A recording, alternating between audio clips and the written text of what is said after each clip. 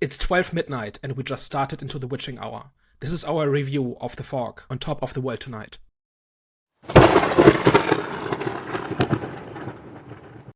Hello, everyone. Welcome back. We are back, the Eye of the Storm podcast.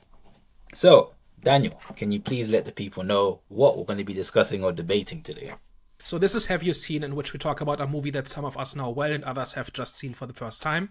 This week we're talking about John Carpenter's The Fog from 1980, which I think is one of his less well-known movies, but it's one that I keep coming back to over the years, and I've enjoyed quite a lot. I'm generally fond of any movie that starts with the and ends with a noun. So The Fog, The Thing, The Mist, that sort of thing. If that's what a movie is called, I'm probably having a good time.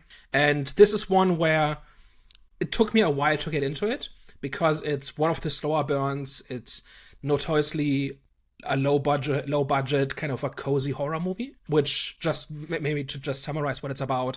It's set in this Californian coastal town that is about to celebrate its centennial. As the townspeople are preparing for that celebration, a mysterious fog begins to roll into the bay, and strange things start happening. So you just saw The Fog for the first time. What's your takeaway? I could definitely appreciate it more and now for it being a low budget film because I didn't know because the what was happening in the film it didn't to me it didn't look like it wasn't given a low budget film. And the reason why I say that is because it came out in the 80s. So I thought, okay, I haven't really seen a lot of 80 movies, but I mean, we saw like Exorcist, and that came out like over a decade before this. So movies didn't look like crap in 1980, right? well, The Exorcist was mainly based in a house, so you Yeah, can't. but there's like the effects and there's like we saw The Thing, which came out 70s or 60s. I Yeah, don't yeah. remember, right? So I'm just saying like this looks bad for 1980. Well, that's the thing. I didn't know it looked bad for 1980 because in comparison to like obviously like the old films like which you said we've seen, the thing I could tell the budget for that one's crazy because the thing in terms of like the monster itself, what they were doing with it and the costume designs and just like the effects with the thing was crazy. The Exorcist I can't really tell too much because obviously it's mainly in the house. Even though I get it, like whenever they were showing the supernatural sides, yeah, I understand. But like with this one, I personally didn't know it was a low budget from what I was seeing from what I was seeing. So I didn't take it in that sense. However, now realizing that it's a low budget film, I'm like, oh, okay, I kind of like do appreciate it more. However, it doesn't I think my experience watching the film, I think the last 20 minutes were the more engaging part. Because obviously that's when pretty much the gritty is happening. However, everything before that, the pacing was very, very slow. And of course, there were flaws in the story itself. However, it was a cool story. I liked how I liked the kind of like the antagonist idea of the fog carrying a supernatural force of revenge. Because like when you see the fog, you kind of it looks very mystical and it gives you that kind of like spook feel. So actually like kind of playing on that and having like a monster within the fog. And I could believe that. I could actually believe that. So I liked the idea and I liked how they used the fog to kind of like pretty much attack the town. But in terms of the story itself, I liked the story. I just think it was just very slow, man. I think yeah, it's just the whole pacing of it was just very, very slow, and and at times it felt a bit bland. And I was watching, I was like, is this because it's in like, is this how 98 movies are? Is it just, you know what I'm saying, is that the tone? But then at the same time, I liked the thing, and the thing I think you said came out before, so it just felt like they were saying their lines. There wasn't really much personality, like in some of the characters. Especially with the main two characters. But it ended up progressing, especially when they started encountering the monsters. That's when you kind of see a bit more of their personality. But yeah, at times it was hard to kind of like the first act one and act two was kind of it was really hard to stay engaged. I'll be honest with you. Overall, I'd say I had an okay experience with this movie. So this is one where I needed an attempt or two to really get into it. It's like my very first viewing, I had a similar reaction to you. Like, what is this? Why is nothing happening? And I've talked about this before. My big bugbear in horror is this first half hour when nothing happens. And I think this is not like this. I think there actually are lots of things happening right from the beginning, right? We are starting to learn things about the history of the town. We are introducing the main characters who do things that are relevant. Like, I think the first supernatural thing happens within 5 minutes, where the ghosts kind of attack the church with the goal of releasing the diary so that the current priest can find out about what his grandfather did, who was the priest at the time, like the pivotal events happened, right? So I think it might take maybe another viewing to really get a feeling for what's important. Because once you do know what's important, which is the fog is coming, and there's like a ticking clock kind of thing where we are approaching the centennial and people are preparing for those celebrations, and we get a sense that the ghosts attack at the centennial, right? Because that's what motivates them. That's the grievance that they have as ghosts, right? My point is just we don't like while we spend a little time with like Stevie and her son and things like that, and what's her name, Elizabeth, and like her hitchhiking adventures and all of that. It very quickly progresses to stuff happening, right? Like there's that ship, what's it called? The Sea Dog? Yeah, the Wikipedia summary doesn't say the name, but like there's the ship that gets attacked by the ghosts, right? And somebody notices that they are missing, and so a search party goes out and they recover a body that should not be the way it is, right? Because it didn't in fact drown and stuff like that, right? So I actually think stuff happens very, very quickly and builds up to this like creeping approach of the ghosts, and you can like physically see the fog approaching the town. You kind of get a sense of how close they are.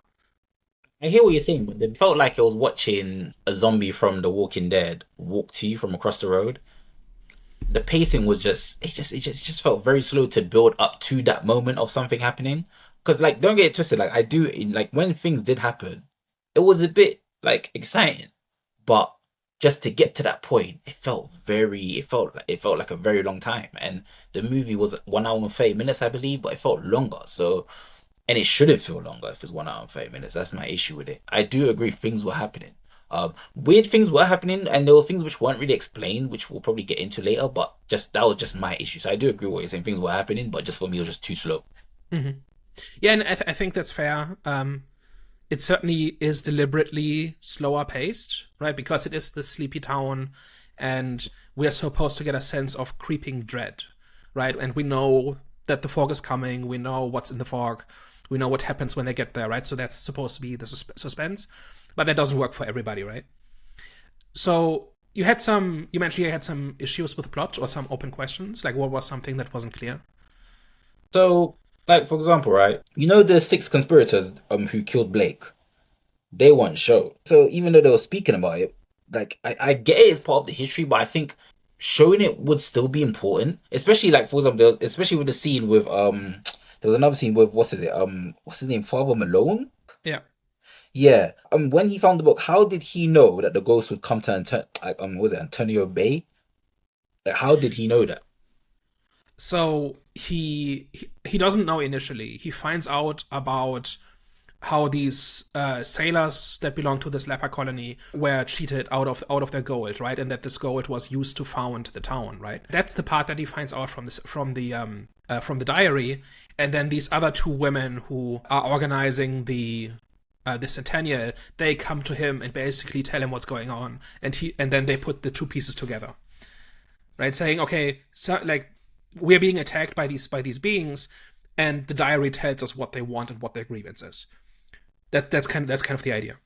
Well, that does answer my question then. Okay.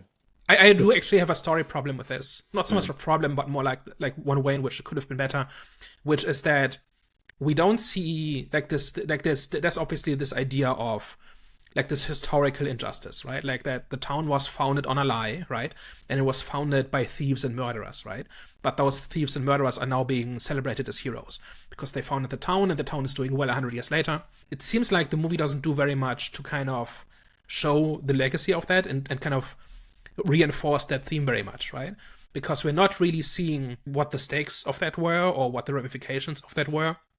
You could imagine a situation where other towns in the area have failed, but this town survived, and people think, oh, our ancestors were just that amazing. No, they stole the gold, and with that they bought what they needed to survive, right? And other people were more scrupulous or didn't have the same opportunity by chance, and that's why their settlements failed, but ours succeeded, but not for the reasons we think. Like something like that, I think would make it a little bit stronger, where this idea maybe where people are really proud of their heritage or something like that, right? Or where this idea of being self-made, or that town takes really big pride in coming from nothing, or something like that, right? Like, you can overdo this, but I think the script could have used like a sprinkling of this idea, because then when the ghosts show up and confront people, and people have to own up to their history, it has more impact. I think that is the part where that's a little bit lackluster, right? Because ultimately it's just ghosts are here to kill us,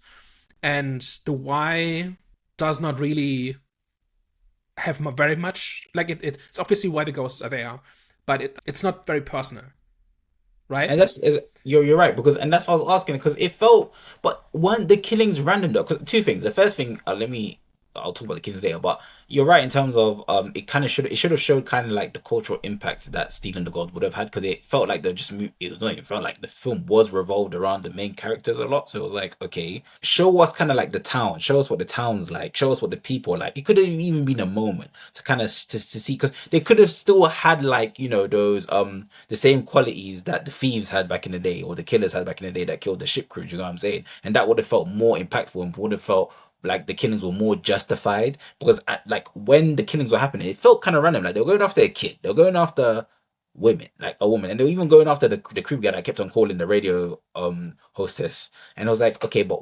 why? Like, for example, in was it Van Helsing? When he kind of like, that scene where he shadowed the whole city. Which version of Van Helsing? The recent one, not Van Helsing, sorry, Nosferatu. Yep. And where he kind of like his shadow kind of went all over the whole city.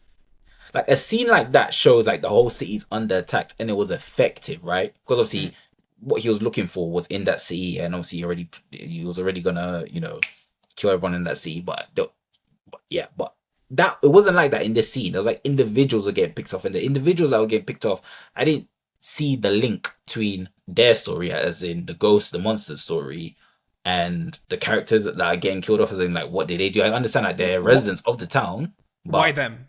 Why exactly them as why opposed to them? somebody else? So maybe they could have had a scene where, like, they did have a scene where the fog was going to the town. I get that. However, it still felt like there were individual personal attacks, but there wasn't personal reasons given. So I think the priest is the only one where it's personal, Yeah. right? Where he has the gold, which is a plot hole that I think it's a plot hole, which is that they used the gold to found the town, right? But then the gold is in the crucifix, so they didn't spend it. It's been sitting there in the church as a prestige object for 100 years, right? So did I miss something?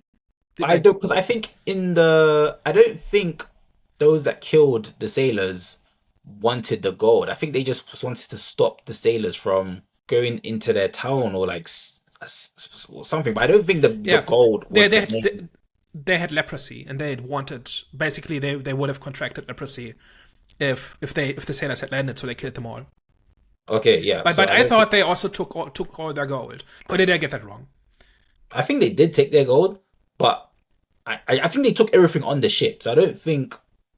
Well, that's a bit. But then that's strange then, because if they didn't take the gold, but to be fair, with the ending, the priest still died. So that does kind of tell us that the gold wasn't the reason for the revenge. Yeah. So I guess I misunderstood that, because I always thought they took the gold and used that gold to found the town. But I guess that was kind of a side effect. They also took the gold, but it was mostly about protecting the town by killing these 6 sailors, and that is also why returning the gold does not make the ghosts go away. Exactly, but they're priests, and obviously the other characters thought, okay, maybe obviously the reason is the gold. Which that's actually interesting. That makes it a bit more interesting. So obviously their presumptions on why they think what's happening isn't necessarily true, because obviously they thought was obviously money motivated, but obviously it's not. It's deeper than that. Which is pretty cool. You are right. Maybe obviously the gold is one of the main reasons, but I always thought it was, but now I'm not so sure. Like, the bottom line is the town would have failed had they not killed the sailors, right? And part of it is that they were sick and would have infected everybody. Part of it is that they had gold, right? But I'm not so sure which of the two was more important. It seems to be it's more about the leprosy, but okay. But what about this movie? Okay, so Because out of all the movies you recommended, right, I think this one, in terms of story, might be the weakest one. Now, in terms of the antagonist threat, I did mention that is actually one of like my one of the favorite ones. However, in terms of the way that the story was presented, I do feel like it was one of the weakest ones. So, what about this do you like? I'm confused. Is it one of your favorites? Well, I wouldn't say it's a favorite. Like there's a lot of movies above The Fog for me, Hmm. but it's one I like. It's one I have on the shelf, one I rewatch every once in a while. I just don't think there are very many good ghost movies like this. A lot of ghost movies, it kind of depends on what era they're from, but there's a lot of wandering around in dark places, and then like some scary stuff happens, and then there's some kind of set piece at the end, and then movie's over, and then maybe somebody survived. Right? Like it's okay. Like that's not all ghost movies, right? Like The Others is an example of a movie that's different. If you haven't seen it, I'm not gonna spoil it because there the entire point is kind of it builds up to something. But like that's the basic, like the standard template of ghost movies is kind of like like haunted house movie stuff like this. And here it's an entire town. I like the coastal town setting. Like I just like the sea, right? That's part of it. So I just like the setting. The characters are likable, I think, and also this is like a I actually think the performances are quite good because they have to carry the movie, right? Because it's certainly not the special effects. Special effects are just a fog machine and a torch, and that's the special effects budget, right? Everything else is carried by the performance, and we have to care about these characters, and a lot of it is just Stevie talking into a microphone, right? Like she has to carry that, like a lot of the atmosphere just with her voice. And it's little things like this, right? So there isn't a lot of fat to this, even though it's a bit of a slow burn. You are constantly moving towards the big showdown, like you're taking a leisurely stroll, but you're moving. You're not walking in circles. You're not stopping. You're always very slowly moving forwards. And as you do, you get to know these characters and you get to know this place. And then the ghost pirates show up. So that's kind of what I like about it. And I actually think that like this is a case of where the number one important thing about a movie is a script and good actors to sell the script, right? Because this movie like had to rely on the actors carrying the plot and the atmosphere and the emotion. There was no fixing in post in this, right? We've got a fog machine and 10 minutes go, right? We know we have to sell the ghost pirates, and I think the ghost pirate, like there's like two shots like with the glowing red eyes where the ghost pirates are pretty cool, but otherwise they're just dudes in shadow. It's kind of all there is to them, and we almost only get like very close ups to them. And there's like one scene I think where we see maggots crawling on like decaying flesh and stuff like that. So there's not a lot for like not a lot in terms of spectacle, right? So it's all mood, it's all atmosphere, and I think that is what really makes this movie. And there's not that much else that really does that in quite the same way, I think. I'm really tired of horror movies where it's just scared people running down a hallway or looking scared, like, what was that? Right? Like, I don't care. It's not scary. And it's not suspenseful. And this movie doesn't really do that, right? Like, one of the things I really like about this is how there's no idiots in this. Like these are just town. Everybody's doing their job, right? Like the sheriff is doing his job, the weather people are doing their job, the coast guard people are doing their job. The mayor is not evil, the priest is not evil. Like everybody's kind of just doing what they're supposed to, more or less, and they kind of have to figure out the situation as it happens. And they make mistakes, right? And they don't know everything, and but there's like no there's no tedious scene, for instance, where Stevie tries to warn the chief of police, the sheriff, and he just blows her off as being like as making it up or being drunk or whatever, right? Like we've seen this 100 times in movies, right? And here it's just he doesn't immediately go to yes, ghost pirates, but he takes her seriously. And when she says her child is in danger, people take her seriously. And it's kind of the community kind of works together, and which is again a nice contrast with this whole idea. This community was founded on a lie, but it's become a real community, right? That kind of thing, right? So I think there's stuff here where it's not quite it's not just a ghost movie, right? It's not just like a cheap 80s horror movie that's disposable. I think this is actually good. I was gonna say I do agree with the mood and atmosphere. I think they've done out of every film, it kind of does jump into the scary gore rather than building that dark tone. Do you know what I'm saying? I think, like I said, with other movies, it's just straight away bang. You're already in that dark tone. You're already like just in that dark atmosphere. What with this movie, it gradually builds because it starts from obviously well, not starts from, it's like from the beach, obviously, where the sun finds the wood plank or something like that, and then it slowly progresses to darkness, even though like there are scenes in between where yeah it's already nighttime. However, you do feel it gradually building to darkness, so I I will think agree with that. I think it takes place over 2 days. I think there's Yeah. 2 nights, and on the second day things get real. Like I think in the first evening, the first hauntings start to happen, Hmm. and then on the second day, the pirates actually arrive. Yeah, but that's what I'm saying. I do agree. Like as I'm saying, like the gradual build of darkness in this film, in comparison to any other like ghost movies, it's done very good. Because like I said, the other movies it just jump straight into it, but this And one, it also stays at zero for a long time, and yeah, then suddenly goes to no ghosts. yeah, And here it's like very slowly. Like we get some initial attacks, and we get some hauntings, and we get some mysteries, mm, and then clues start coming together, and people start acting on it. But there's no real evidence yet. But people are kind of aware that something is going on, and yeah. so when it does happen, they kind of have an idea of what they need to do, right? Mm. That sort of thing. Yeah, so I think on that front, it's better than most. Okay, I'm not trying to be an asshole, right? But even though it does those things kind of well, can some films just be boring? Sure. Yeah, lots of movies are boring. There's like technical aspects to whether or not a movie is good. Right, Mm, you can point to okay, this pacing is just off, or this characterization, or there's plot holes, or like there are technical aspects where you can say okay, this is just bad or good, right? But ultimately, if you don't like it, you don't like it. I'm gonna try and watch this again just to see if I just think this film's boring because like obviously what you've mentioned is like okay yeah I can see that and I see that now and I do agree with what you said, especially like the gradual build in atmosphere, so I do agree with that. So now I just want to watch it again, and just kind of like see if any of that changes or if it's a thing where I just find it boring because yeah I don't know, it's a Look, stick, this one's a I sticky one. think Seven Samurai is an hour too long, right? I'm not a snob when it comes to movies. Like Seven Mm. Samurai, one of the most celebrated classical movies ever, doesn't need to be 3 hours. I don't think I've Can even seen that. can be a lean 100 minutes, right? Okay, cool. That's like all the cinephiles are going to unsubscribe now if there's any watching, right? Like, but like I'm not a snob when it comes to this, right? If you don't like something, you don't like something. And Mm, personally, I like punchy, tight stories that progress quickly, right? yeah. And so for that reason, it took me a minute to get into this too, right? Like the third watch is the first one I enjoyed. I think I the see. first one I kind of was well. This is John Carpenter, and I like a whole bunch of his other movies, so I should watch this. And like the premise sounds interesting, and it's got a noun in the title, so it's probably good. And then I said the first time I watched it, I said, well, what is this like?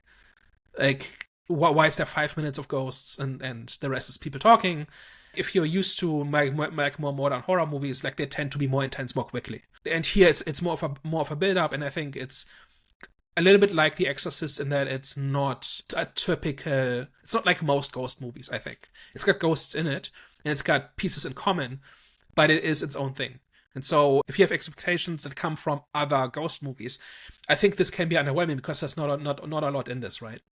I think the investigation to what's happening adds that different feel to it. Because usually when people are investigating ghosts, there's usually like like equipment or a team. Do you know what I'm saying? There's usually that Mm-hmm. sort of like like a paranormal team kind of like investigating a situation, or like the dumb school kids in a type of haunted house, haunted mansion, or family in the house, and they're trying to fight off the ghost. But this one is like okay, they're investigating history and they're investigating obviously their past as well as in terms of like regarding the guy's grandfather. So But there's actually a lot of ghost stories that are about investigating what happened.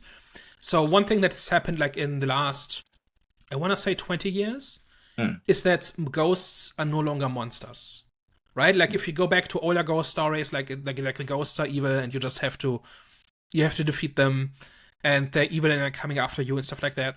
And over time, they have become victims, right? Where some injustice happened in the past, and you have to help them move on.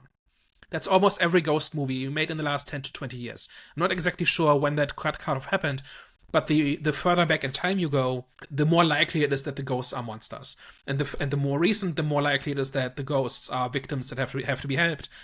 And this did this in 1980, right? They're not exactly victims, and we're not really helping them move on, but they have an understandable grievance, and the priest does not fight them.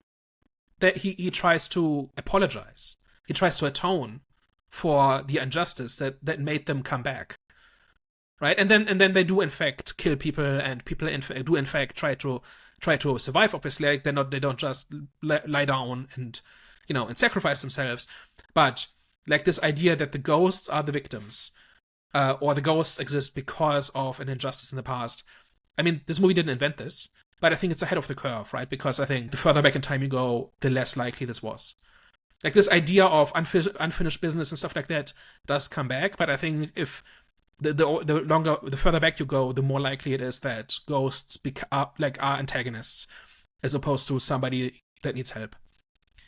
And I think that's kind of interesting that this movie is kind of ahead of the curve in that way, because it's like that's basically what's happening here, right? It's kind of in between, right? It's not quite the same as a modern ghost story where the ghost is just a passive victim, but I think it's there. Obviously, there are a lot of the ghost stories that I've seen. Yeah, okay. Yes, some are investigating. However, it's more like from a sense of either we're in need of investigating because we're about to die, or we're investigating for just for business purposes, as in like the whole paranormal team. Whereas this one was like, okay, they don't necessarily know what's going on, and it's a community, and that community has history, and there's obviously individuals, which I wanted them to kind of link, which was a disappointing thing, because I don't think none of them kind of like linked to the story itself in terms of like the ghosts. I think only the priest does, right? Only the priest does. Yeah. Or the rest are just, they happen to live in that town. Yeah, which is a bit might not be disappointing because that, and then it might. But that's also that fits the theme, right? Because we all live in places that have histories, right? And then history, like no place in the world has like a 100% like pristine history, right? It's always been like people have always done desperate things, or like there's probably no places in the world where nothing bad has ever happened, right? And if you try hard enough, you will trace back through time and find something that you don't approve of, but ultimately you benefit from that, right? So I don't think it needs to be personal in this. It just needs to be, they need to be part of the community, and that community benefits or exists because of what happened 100 years ago. If everybody had a personal connection, if like they were all descended from the 6 people who committed those murders 100 years ago, that would be a bit hackneyed, I think. But not a personal connection in that sense, but it could be like a personal connection where like each individual relates to the 6 people that killed. That's what I mean. If they were all descended from that group, that would be really hacky.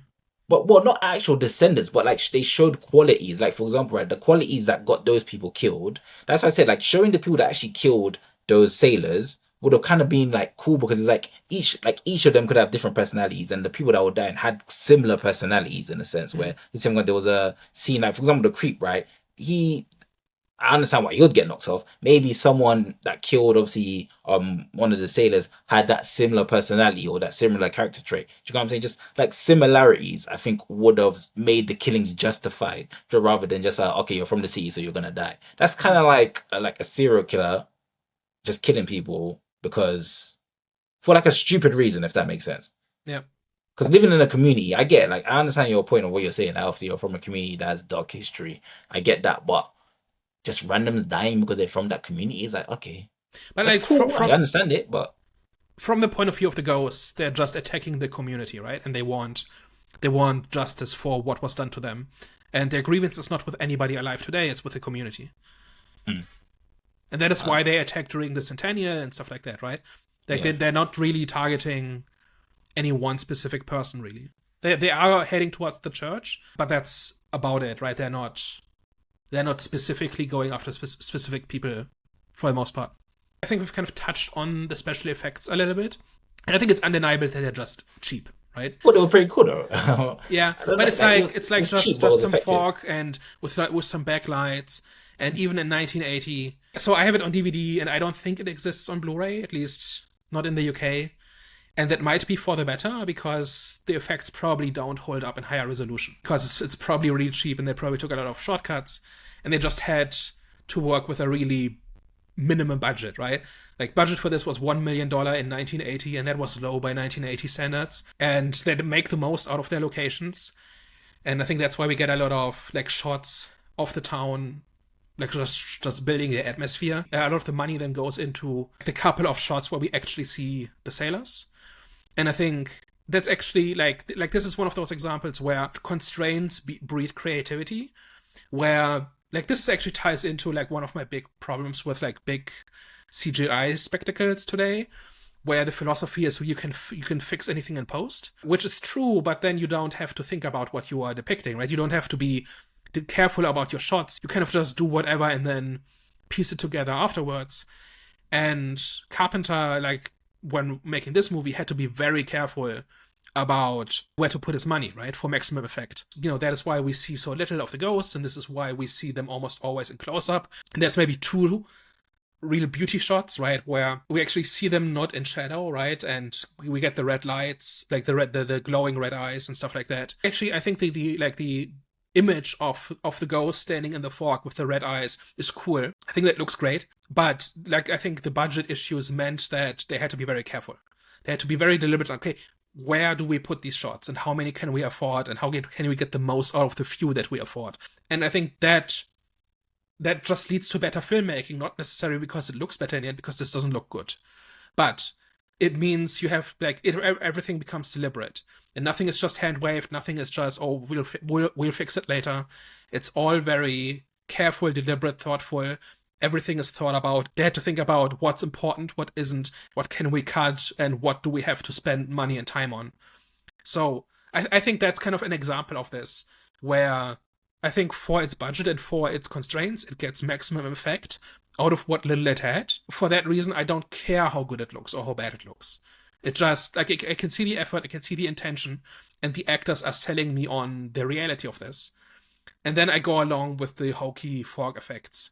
It just looks bad, like the glowing fog rolling into the bay does not look good. Actually, there was a remake in the 2000s, but it's basically the same story. There's some differences, like some emphasis, like it's basically the same story, but the emphasis is different. And it had the money to do more elaborate set pieces. And it's not better. Like that scene where Stevie talks to the weather guy, right, over the phone, where the fog has reached his weather station, and there's the ghost on knocking on the door, and he says, "I'm going to check this out quickly," and she's on the phone, and she just hears him die. She basically has to sell that just through her performance, right? In the remake, it's like action scene, CGI, guy flying across the room, the entire room is trashed. It's not better. That movie basically just said, okay, we have the money now, we can just do what we want. And that meant that they didn't think as carefully about what was important. And as a result, it's actually worse than the 80s version. In terms of atmosphere, in terms of character, it looks nicer for the most part. Like there's some shots in that look a lot nicer, right? It's also 20 years later. But overall, it's a worse movie. And part of that was that not, for one, it wasn't directed by John Carpenter, and number two, it wasn't as desperate, it wasn't as hungry. Like this is a very hungry movie, right? It wants, like, it can't have everything it wants. It has to pick and choose, and so it has to pick what's important. I'm actually gonna. It's not that I'm gonna disagree with you, but I feel kind of different in terms of the fog effects and the monsters. I think for me, I think it looks like a student film. and Like it kind of the fog itself. it kind of gave me theater vibes, and that kind of brought me Yeah. back into that because we would use fog machine, but we would use one of those as well back in the day for like our theater shows to kind of give that feel as well. So cool, yeah, okay. It brought me like, okay, I was reminiscent of that, but at the same time, it kind of, there was like a certain thickness about the fog which kind of differentiates real fog from supernatural fog. And then when you Mhm. enter, so for me, I was like, okay, I can see it was cheap. However, like you said, it does kind of like force creativity and it forces you to kind of think out the box. So for that, it could be interpreted as well. Okay, this is not the regular type of fog that you usually see. This one is, you can see the thickness, you can feel the evilness behind the thickness. That's how I, Yep. even though you could say I'm forcing it a bit, but that's how I kind of saw it, and that's how I, like I said, it just felt different, and it felt. I liked it. I liked it. Even though you could tell it was cheap, but um, it was, Vikings, right? Like You the know, people, or like a no, movie, sorry, or the show right? Vikings, Okay. the show Vikings. Now, in the show Vikings, their costume design is so like in not the Netflix one, but in the original one, the one I don't know what channel it came out on I think before, but like that History I Channel, I think it think. started out on the History Channel. Yeah, History Channel, yeah, right. Their costume design, I wouldn't say it's cheap, but it's suitable to its time, as in like it's very worn out, broken down, etc., etc. Whereas in the Netflix show, you can tell there's a big budget behind their costume Hmm. design because it looks so new. But the new looks so freaking terrible because it doesn't look. I think even you were the one that made this point. It doesn't look realistic. Like it to obviously its time looks very like it seems like it was untouched. I don't know if it was for Vikings, but you made a As far point as I about know, that show has nothing to do with history. Like it's just okay. all wrong. No, but not okay. But I mean, in terms of like its time, like the question. I don't know if it was for Vikings that you made a point, but you made a point for a different show or a movie where you said the costume it seems so brand new. It looks tacky. But We the said that point of about like pretty much all Netflix shows have this problem. I think we yeah, said this about Avatar, where it looked like also like so it's a bunch of stuff. mm, Avatar did this like a year ago. About we talked about the Netflix show, I think it was, that seemingly went nowhere at all. It was a huge thing at the time. And in our review of that a year ago, we talked about how it looks like a stage play because it looks like every single piece of clothing was worn for the first time. yeah. And So, new Star Wars has the same problem. It all looks brand new. but this one, I'm glad it didn't look brand new. It had that tacky kind of cheap, not tacky. Sorry, it had that kind of like old, dirty, homeless, cheapness type of look, which is Mhm. fitting for the ghost. It's fitting for the antagonist. So I kind of liked it. I liked it. I liked when you saw the smoke, even though it did feel like felt like watching a theater show whenever they were introduced. However, you could still feel the difference in what an actual fog looks like. You know what I'm saying? So it just felt different. It felt different. Yeah, I I was like, think okay, here's the dark I think you philosophy. just have to be on board with the fact that yes, this is cheap, but I'm Mm, here for the atmosphere, mm, and that part works. I think that's also like an indication that not all parts of a movie are equally important, and the mm, parts that are important are different for every movie. So mm, here, the fork looking good is not that important. I mean, it would be nice if it was, right? Like, obviously, that would be better. mm, But the more important part here is that the people, like, we care about the people, and they sell us on their emotions, right? That when Stevie is afraid for her son, she sells that, right? And this is kind of reminiscent of a lot of my critiques of a bunch of movies in recent months, where I said being better does not automatically cost more, right? Just having actors say better lines does not automatically cost more money. Like having more locations, having special effects, and having more people, like more characters and stuff like that, that costs more money. But just having an actor you already have say different lines does not cost more money. And like this movie realized this, right? This movie basically said, yeah, we have like three major characters or four maybe, and we're gonna get as much as we can out of them because that's all we got. And I think it gets credit for that. Like it's not my favorite movie, like I said, right? It's not like my top 10 or anything. Like, it's just a movie I like. And I think this movie really shows you like what you can do with no budget, right? And often people will excuse bad movies as, yeah, but look, will excuse it with just look at the budget, like what we're supposed to do. Well, watch this movie and tell me what you can do with no budget. You can get good performances out of actors without a massive special effects budget or something like that. All right, any last words on The Fog? Last words, pretty much last thoughts. Hey man, I'm definitely gonna watch it again. I think that's the main thing. I now that I'm gonna watch it with more information as into what was happening as well, not even into what was happening, but as in like the differences of obviously this type of a ghost with the fog, a ghost story in the fog in comparison to obviously the other type of ghost stories, and obviously what this does well in comparison to obviously the others. I will look at it from a different outlook.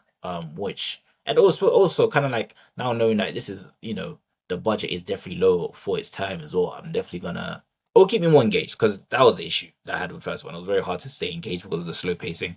But obviously, you've outlined kind of that builds to like it builds to the story because obviously it's slow. It doesn't just go straight into kind of like a dark atmosphere type of tone, but it builds to it, gradually builds to it. So I'm gonna definitely watch it. I think the main thing that I got from this is I need to watch it. I'm gonna watch it again.